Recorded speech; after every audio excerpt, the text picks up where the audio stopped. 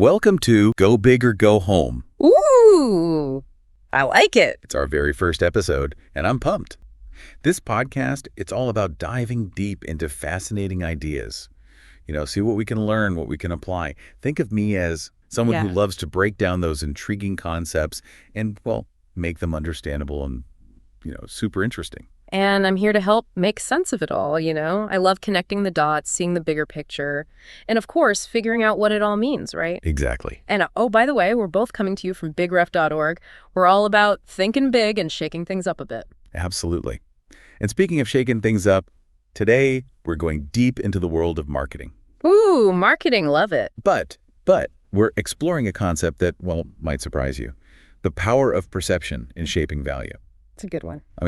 We all know marketing can make a product look amazing, but today we're going deeper. We're talking about how much power perception really has. Oh yeah, and sometimes it's even more important than the product itself. Wild, right? Totally. So let's just jump right in. I think we can all agree that marketing can make a product seem more appealing, but today we're going deeper than that. We're talking about how much power perception really has sometimes. It can even be more important than the product itself. Absolutely. It's all about what we call perceived value. The value that we create in our minds based on all our experiences, our beliefs, even our emotions. It's like it's not just about the product's features, right? Exactly. It's the story we tell ourselves about it, the whole experience. So basically, perceived value is just as real, just as impactful as any real value a product might have. Couldn't have said it better myself. Yeah. It really is. And here's the thing. Creating perceived value, it often takes fewer resources than traditional product improvements. Think about it. Instead of using expensive materials or super complicated manufacturing processes, you can create value simply by changing how people think about a product. It's a win-win for businesses and for the environment. Okay, I need an example. How do you actually create value, out of thin air? Good question. Okay, let's take vegan leather. Okay. Simply changing the name from artificial leather, it totally changes how people see it. Artificial, it just sounds, cheap. Yeah, and fake. Yeah, totally. But vegan taps into those ethical and environmental values. Suddenly it feels fancier, even luxurious, even if the material is exactly the same. That's a great example. Just changing the words can totally transform a product's value. Makes you wonder, what other hidden levers are out there? Oh, there's so many. And one of the most fascinating ones is this idea, effort can equal value. It sounds crazy, but making things harder for people, it can make them want it more. How does that even work? Okay, have you ever built something yourself? Like IKEA furniture. Oh, yeah. It's notoriously hard to put together, but that's part of why we love it, right? It's because we put in the work ourselves. Exactly. It's called the IKEA effect. The effort we put into something, it makes us appreciate the final product so much more, almost like we've earned it, I get it. And it's not just IKEA furniture, right? Think about pick your own strawberries. They're cheaper because you do the work, but the experience of picking them, it's like they taste better. You're not just buying strawberries, you're part of the process. You got it. The effort, it justifies the price. Plus, it creates a good story. It's like you're saying, I picked these, they must be special. And this, it applies to tons of things. Meal kits like Gusto, they're not just selling ingredients. They're selling the experience of making a fancy meal at home. You're involved, so you appreciate the end result more. Precisely. That feeling of accomplishment, it's a big part of the perceived value. It's not just the food, it's the experience, the story. And speaking of stories, let's talk about how powerful they are in shaping perception. Okay, let's unpack that. We all know stories are important, but how do they really work? Stories, they're like how our brains are wired. They're how we think, how we understand things. They help us make sense of everything. We use stories to remember stuff, share knowledge, to connect with people. I've heard stories called the PDF files of information, how we package and share knowledge. What do you think? I like that. It's true. And this applies directly to marketing and branding. Think about it. Brands are telling stories about themselves all the time. They use visuals, words, experiences to create a whole narrative. So it's not just about listing features. Nope, it's about creating a story that people want to be part of. I'm not just buying a product, I'm buying into the lifestyle, the values. Exactly. And a good story, super persuasive. It makes a brand feel relatable, authentic, even something you aspire to. Think about Nike. They're not just selling shoes, they're selling human potential, athletic achievement, the whole story. Makes you want to be a part of it, right? That's the magic. And any brand can do it, big or small. Mm-hmm. So what's your story? What makes you you? How can you use that to make your own brand, your own story more relatable? That's a great question. It's like we all have these hidden stories.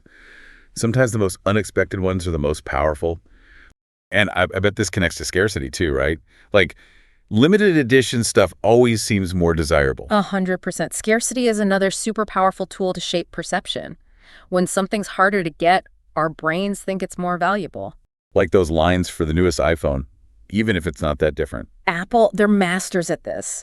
Scarcity, exclusivity, it's all part of their brand. They often only have one device on display, makes it seem even more special. It's like they're saying, this is so exclusive, we only have one to show you. Exactly. Scarcity, it plays on our fear of missing out. That primal instinct, we want what we can't have. It's like a psychological trick. Create a little fear of missing out, and bam, everyone wants it. Right. And it's not just for big brands. You can use it too. Think about your own work. Can you create scarcity? Limited time offers, limited spots for a workshop, maybe even being more selective about what projects you take on. I love that. And speaking of making things seem more desirable, stories aren't the only way to create perceived value. There's also this thing called counter-signaling. Counter-signaling. Okay, I'm intrigued. I know, right? Imagine this.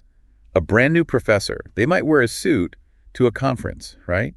To look professional, ambitious. Makes sense. But a super experienced professor, they might dress more casually. They don't need to try so hard. It's like their reputation speaks for itself. Exactly. That effortless confidence, it's more persuasive than any fancy display. It's like saying, I'm so good, I don't need to brag. Wow. Never thought of it like that. It's like not trying is the best way to stand out. Makes you rethink how you present yourself. It does. So how can we use this, in our own lives? Should we embrace simplicity? Let our accomplishments do the talking. It's about finding that balance between confidence and humility. And speaking of making things seem more desirable, what about personalization? Seems like everyone's trying to do it these days. It can be great, make things feel special, but there's a fine line between thoughtful and creepy. Ugh, tell me about it. Once, a CEO emailed me personally after I signed up for a gym in another country. Totally creepy. Oh, yikes. That's personalization gone wrong. They overdid it, invaded your privacy. It felt like they were using my data against me. Exactly. Now, imagine this. You arrive at a hotel, and there's a welcome gift with your company logo on it. Okay. That feels thoughtful, not creepy. Right. Personalization works when it feels genuine, not like a marketing ploy. It's like people don't care how much you know until they know how much you care. So true. I think many brands miss that. They focus on data and algorithms, and they forget about real human connection. Oh, and don't even get me started on customer service. I know, right? So many companies seem to have forgotten that a happy customer is a returning customer. It's such a shame. Good customer service can make a huge difference, especially online. But it's so hard to reach a real person. Hidden phone numbers, those annoying robot menus, chat bots that don't help. It's like they're avoiding us. It totally breaks trust. Imagine you have two similar products, but one company has amazing customer service. Which one are you picking? The one with the good service. Exactly. Good customer service isn't just fixing problems, it's building relationships. It's about that feeling like they've got your back. Right. And so many brands miss this. They're so focused on getting new customers that they forget about keeping the ones they have. A handwritten thank you note, a little gift, or even just a genuine compliment can make a huge difference. Any business can do that. Absolutely. It's about stepping into your customer's shoes. Think about what would make you feel valued and appreciated. This has been so fascinating. We've covered so much already. Perception, storytelling, customer But I think service. we've given everyone plenty to think about. I agree. But before we go, I got to ask, how much are we shaped by all this? What biases do we have? And how can we be more aware of them? It's like a challenge to be more conscious, to really understand what drives our choices. That's a great question to leave everyone with. It's about being mindful of the stories we hear, the perceptions we buy into. Maybe by becoming more aware, we can make better choices. Choices that align with what we truly believe in. It's like taking back control. I love that. This has been an incredible start to go big or go home. Thanks for joining us for this deep dive. Absolutely. This is just the beginning. There's so much more to come. We'll be back next time with more mind-blowing explorations. See you then.